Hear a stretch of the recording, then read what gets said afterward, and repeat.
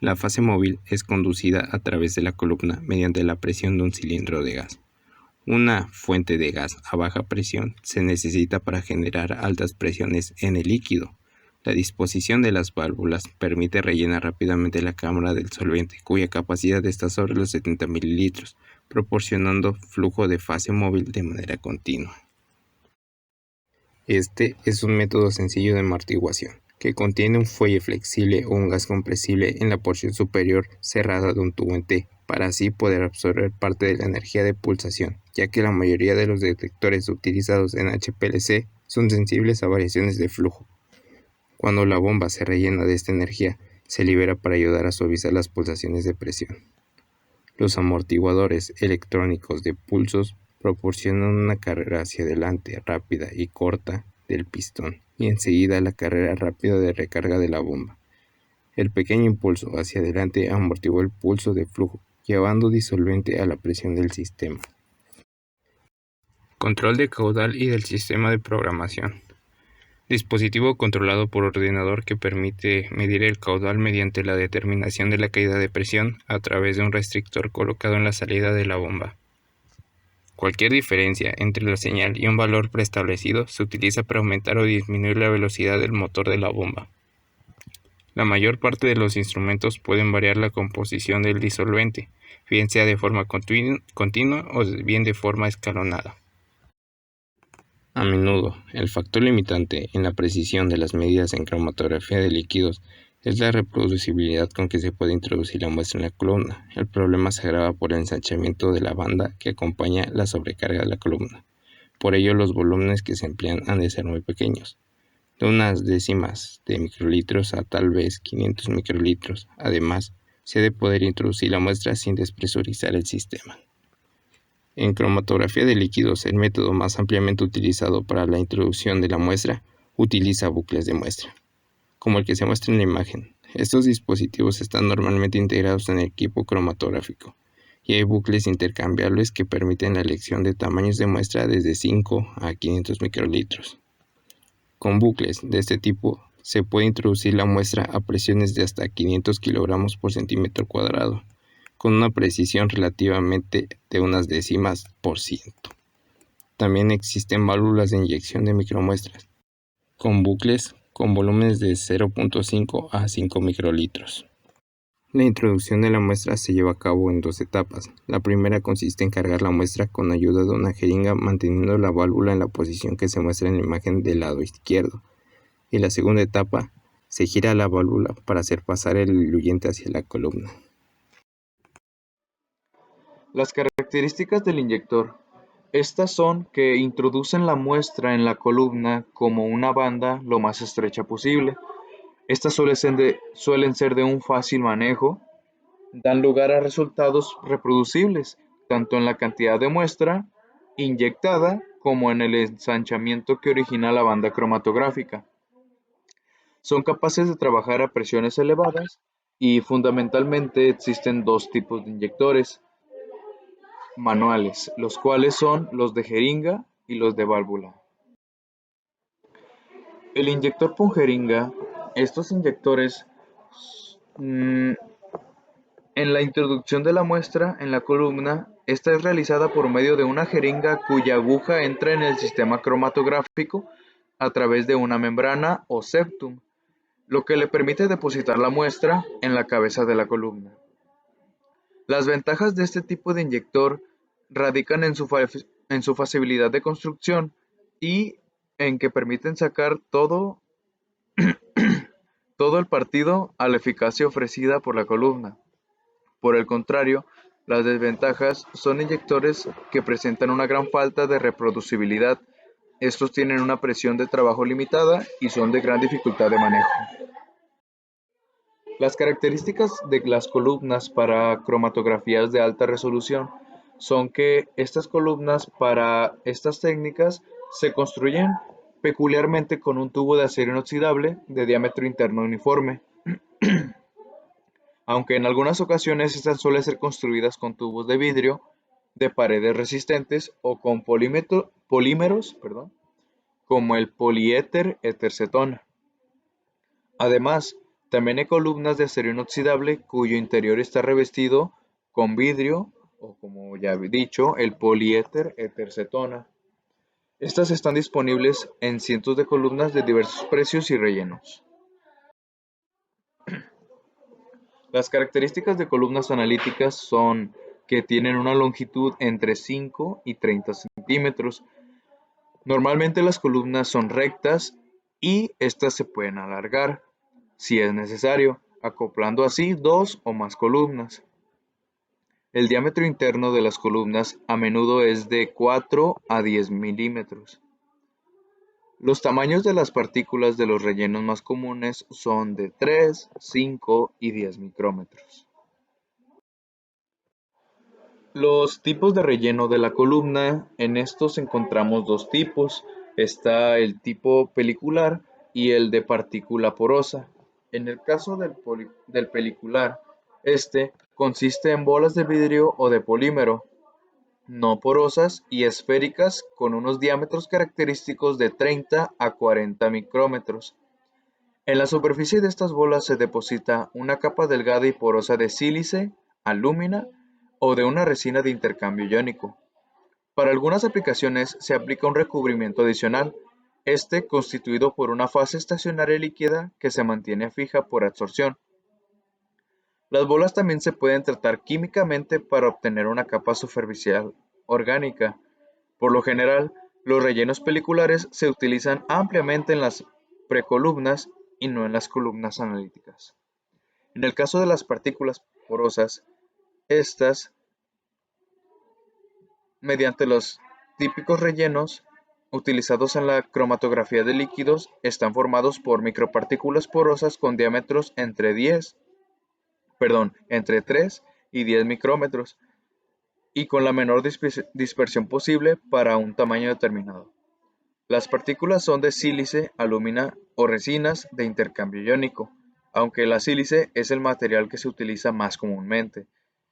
Las partículas de sílice se sintetizan aglomerando partículas de sílice de tamaños inferiores al micrón, en unas condiciones tales que se forman partículas mayores con diámetros muy uniformes.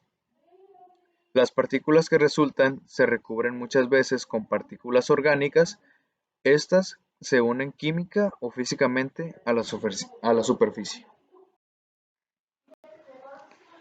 Las características de las precolumnas son que estas ayudan a aumentar la vida de la columna analítica, eliminan la materia en suspensión y los contaminantes de los disolventes. También, en cromatografía líquido-líquido, la precolumna sirve mucho para saturar la fase móvil con la fase estacionaria y así minimizar las pérdidas de esta en la columna analítica. El termostato. El termostato es un instrumento que no necesariamente se necesita la presencia o se utiliza muy pocas veces, ya que es necesario un control estricto de la temperatura y las columnas trabajan a temperatura ambiente por lo regular, aunque sin embargo, muchas veces si se controla la temperatura de la columna en unas pocas décimas de grado centígrado, se obtienen mejores cromatogramas. La mayoría de los instrumentos comerciales llevan actualmente hornos para las columnas, los cuales controlan la temperatura de la columna a las décimas de grado, desde la temperatura ambiente, que esta ronda por los 25 grados centígrados, hasta llegar a 150 grados centígrados. Para poder controlar con precisión la temperatura, las columnas también se pueden colocar en camisas con agua que provenga de un baño a temperatura constante. En el caso de los detectores, estos, a diferencia de la cromatografía de gases, en la cromatografía de líquidos, no hay detectores tan aplicables universalmente ni tan fiables como los detectores de ionización de llama o los de conductividad térmica. Uno de los mayores retos en el desarrollo de la cromatografía de líquidos ha sido la perfección o el perfeccionamiento de estos detectores. En los tipos de detectores para cromatografía de líquidos encontramos en primero los detectores basados en una propiedad de disolución. Estos responden a una propiedad de la fase móvil, tal como el índice de refracción, la constante dieléctrica o la densidad que se modifica por la presencia de los analitos. Por segundo, tenemos los detectores basados en una propiedad de soluto, los cuales responden a algunas de las propiedades del soluto, tales como la absorbancia UV, la fluorescencia o intensidad de fusión, que no son propias de la fase móvil. Los detectores empleados en la cromatografía líquida de alta resolución se han diseñado, adaptado y perfeccionado con el fin de incorporar celdas de flujo que permitan medir las bajas concentraciones de analito que hay en el líquido. Las características para un detector ideal son la adecuada sensibilidad, la buena estabilidad y reproductibilidad, una respuesta lineal para los analitos que se extiendan a varios órdenes de magnitud, un tiempo de respuesta corto que lo haga independiente del caudal, la alta fiabilidad y manejo sencillo, la respuesta semejante para todos los analitos o una respuesta selectiva y altamente predecible para una o más clases de analitos, no ser destructivo para la muestra y debe tener un volumen interno mínimo a fin de reducir el ensanchamiento de la banda.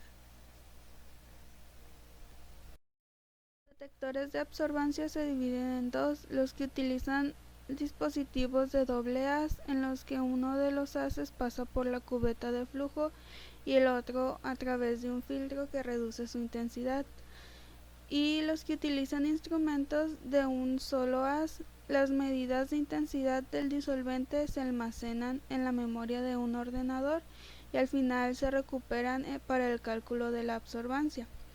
En el esquema que se muestra representa una cubeta de flujo en forma de Z para la medida de la absorbancia de los efluentes de una columna cromatográfica.